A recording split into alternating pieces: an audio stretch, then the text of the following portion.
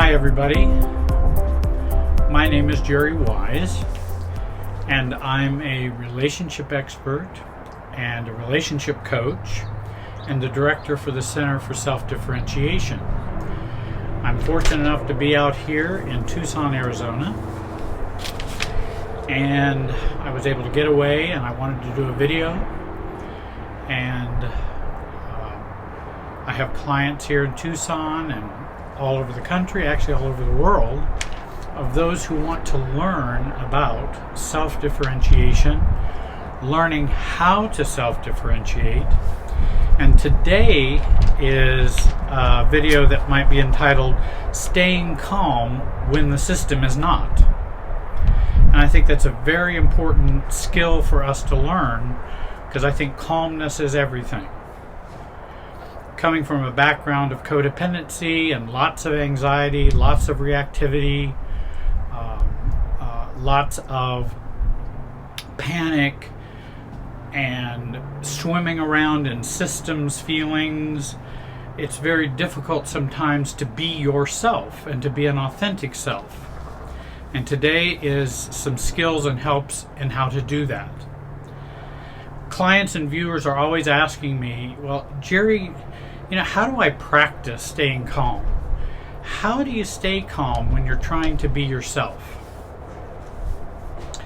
Staying calm is an important part of the work of self-differentiation and being the authentic you. Now, why is calmness so important?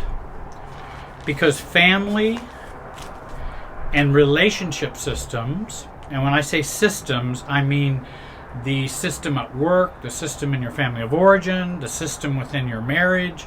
Any relationship you are in is a system.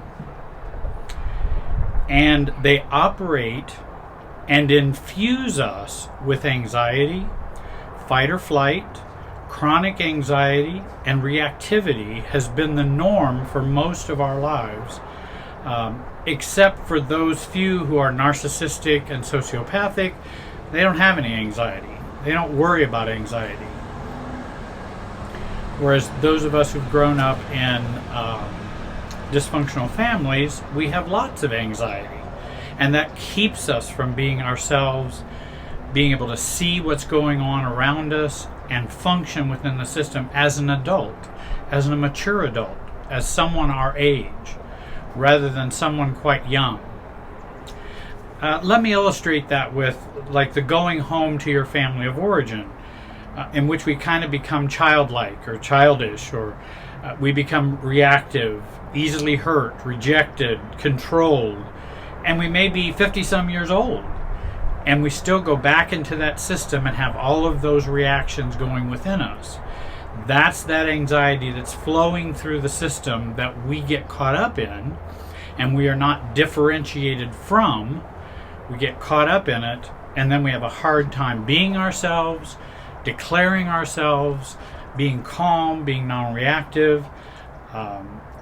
And the system flows with chronic anxiety.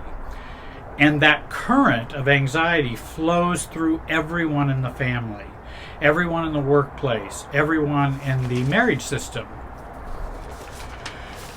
The work of self-differentiation is the circuit breaker for that chronic anxiety flowing through you and all those around you.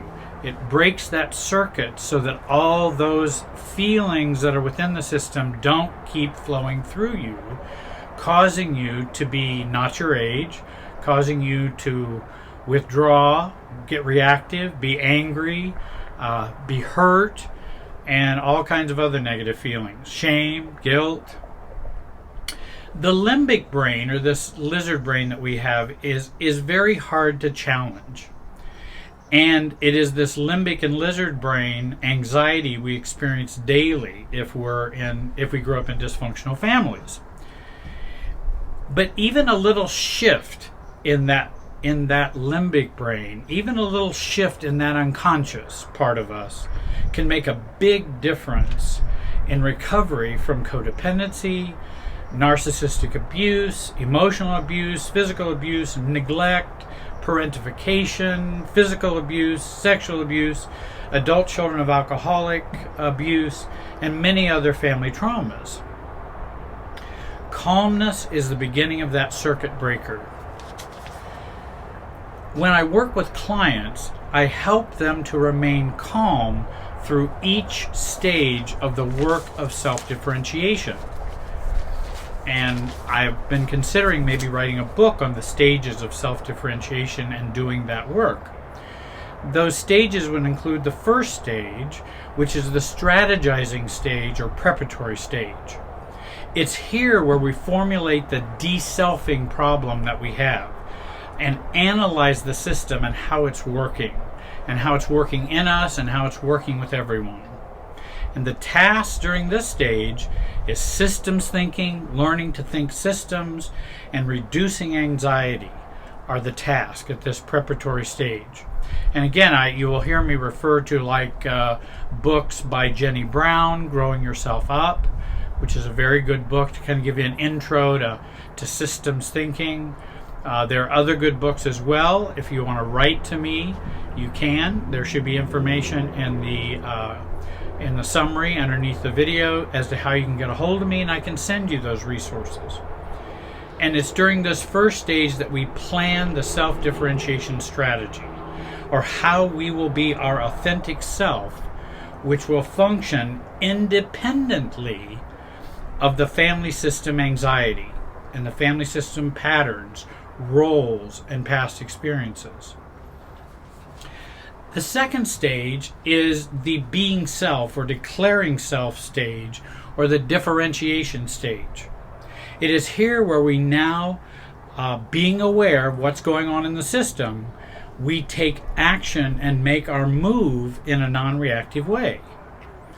The tasks here are like giving ourselves a voice, staying calm, tolerating standing alone. It is during this stage that we learn to do those things.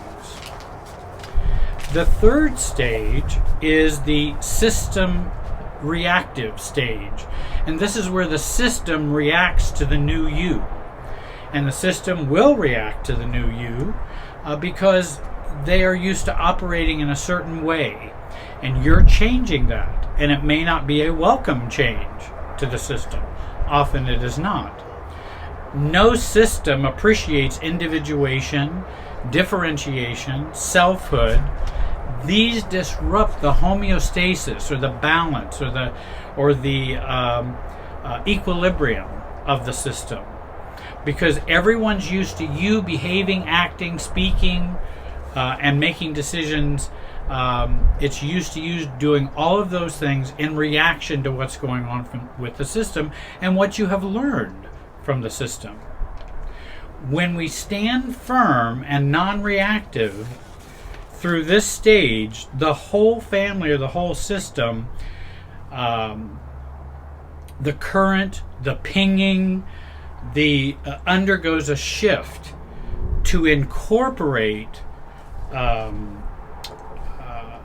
often unwillingly, the new you, and increases their tolerance for the new authentic you.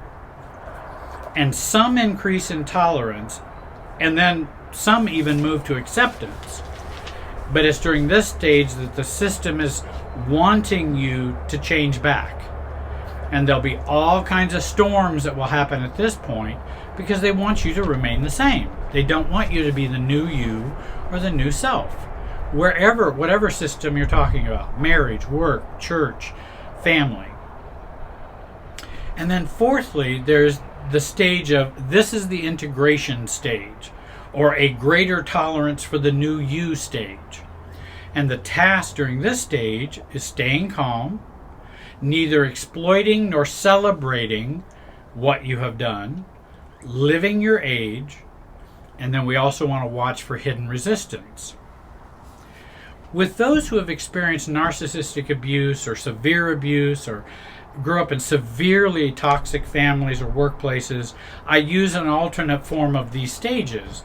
Eventually, these clients can work through these stages that I've just mentioned. Of course, weathering stage 3, which is the reactivity stage from the system, because once you stop reacting to the way the system is, then they get reactive, reacting to who you are and the new you. And it can be a real challenge, as you can imagine. I'd like to offer some steps to staying calm when the family system is not calm or it's really being reactive. What you would want to do is focus on accepting that resistance will happen. Don't fantasize and accept. Don't fantasize about acceptance and tolerance. That if I go and assert myself in the family, let's say, and I've used an example of, say, the holidays, I'm not going to come to Christmas on this day, I'm going to come to Christmas on this day because it works out for my family better. Once we make that declarative self-statement, we don't want to go, oh, I'm sure they're all going to just find that just fine. They're not going to find that fine. We've always done it this way. We want you to keep doing it this way. And so we don't fantasize about acceptance or tolerance. We expect reactivity. We expect resistance. And expecting it can begin to take the power out of it. Gauge your family. If you were to say this, what do you expect to have happen? And then what are you going to do when those things do happen? What's your reaction going to be to stand your ground, to stay non-reactive? And we also work with the worst scenarios. What is the worst case that can happen? Okay, they all stop talking to you for a while. Can you manage that? Can you handle that? Because oftentimes it's transient. It will only last for a while. Secondly, put your efforts not in defending, explaining, or apologizing for yourself. Certainly you can understand and own the fact that I am doing something different. Going to your parents and saying, hey, I know I've always come on Christmas Day, Christmas morning, but we want to stay at our home with our children that morning, and we'll come later for supper or the next day. And that we don't need to explain it, we don't need to defend it, we don't need to apologize for it. We can say this is our preference, and we have a right to a preference. We're adults, and they have a right to whatever reactions they have. If they feel hurt or angry or what, they have a right to those. You're changing the system. Put your efforts into staying calm, not responding, but staying calm. Thirdly, stay out of their systems, feelings, or thoughts. Remember, most of the feelings and thoughts that you're having when you do the work of self-differentiation are systems feelings rather than our true feelings. They're the way you're supposed to feel so that you will stay the same and not make changes. You're supposed to play your role. If your role in the family is the scapegoat, and you play the scapegoat role, that works well for a family because that works for them. If you would stop playing the scapegoat role, other secrets or problems may come to the surface. So they would like you to stay the scapegoat, for example. And when you start to resist that, they're going to be unhappy because it will start to clarify and reveal some other things that they may not like. Don't over-sympathize. Don't over-empathize. Do not focus on the other. Focus on you staying calm. We're going to talk about our feelings and thoughts here in a minute. Stay out of their feelings and thoughts. You're simply stating your preference, your desire. These are your feelings, your authentic feelings, and there's a purpose for sharing them. And that you become and work on becoming okay with this is really where you are and what you feel and what you choose to do. but stay out of their feelings, their thoughts. If you start to go there, resist that. If you start saying, oh, well, mom's going to be hurt and dad's going to be mad, and stay out of their hurt, stay out of their feelings. That's theirs to work with and to deal with. They'll get over it, or they won't. That's not something you can control. And if we try to control it, we're going to find ourselves right back in the same system, doing the same thing again. And they won't have to change. They'll become nice once you change back to the old you, and they'll reward you with being nice, but now you're still back to doing what you don't want to do, what you don't like, playing a role you don't want to play, etc. Fourthly, you may even have to stay out of your feelings and your thoughts. Avoid feeling storms and thought storms. Because what happens is when we start to be our authentic self, we can then start to really rev up with system anxiety feelings, system shame feelings, system guilt feelings, and it can overwhelm us. We can have thoughts of, oh my gosh, if I don't go to Christmas, then I won't get to use the boat this summer, Dad's boat this summer, because he'll be mad at me. And then we start to worry, and ruminate. Stay out of your thought storms and your feeling storms, because these will betray you while you're learning to self-differentiate. And again, it's for the purpose of getting you back into the same old system, an emotional field and operating system that is present. Use thought feeling avoidance. I'm not going to think about this. Thought stopping. I need to stop thinking about what they're thinking. I need to stop feeling what they're feeling. Shut them off. Ignore them. Again, feelings and thoughts are important, but not now. Not after you have made a self-differentiating move. Also, it's one thing, and I have a video on systems feelings versus real feelings. Real feelings we want to encourage. Systems feelings we want to resist and to expel from us. Fifthly, increase your criticism tolerance.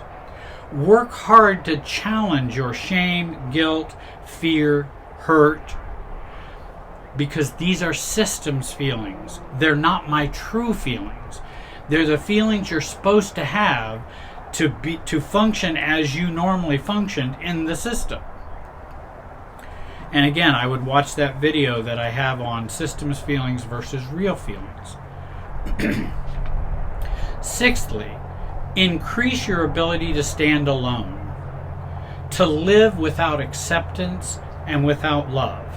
And again, when I say without acceptance and love, I'm actually talking about systems acceptance and systems love. And I think that's something that's very important. Because people said, oh, well, Jerry, you just want me to live without love and acceptance anywhere in my life? No, I want you to have real acceptance and real love, but not systems acceptance and love, which are conditional. And so these are conditional feelings if you behave a certain way. And then seventh, I train and teach people to observe and not to absorb what's going on, which is kind of a general way of me saying what I've been saying about staying out of their emotions and feelings, staying on your side of the tennis net, and not absorbing all of that in you. But observing it, it's okay to observe it. Okay, mom is hurt, dad is angry, cousins are upset.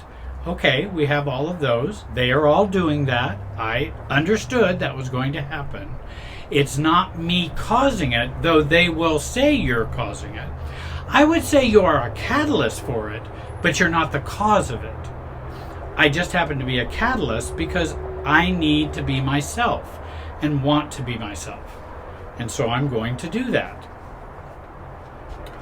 And then what you will find after you repeat this pattern a number of times, the system then comes to have a tinge more, a small amount more of acceptance for the new you. And even some tolerance. It may be just tolerance, it may be acceptance. It can be either one, it doesn't matter. If they will tolerate and just be cordial, I'm fine with that. They don't have to agree with me. I just need them to treat me with respect, treat me and that I'm going to be this way. Come this Christmas or come this holiday, this is what I'm going to do. And if you want me to come, this is how I'm willing to come. I hope you will watch. I've got 150 other videos that are up there on my Jerry Wise Relationship Systems YouTube channel. I hope you'll take a look at those. It will explain some of these concepts even more. I hope you'll follow me on YouTube and Facebook. And you can reach out to me on my website at www.jerrywiserelationshipsystems.com. And I want to thank you very much for joining me today, and have a great day.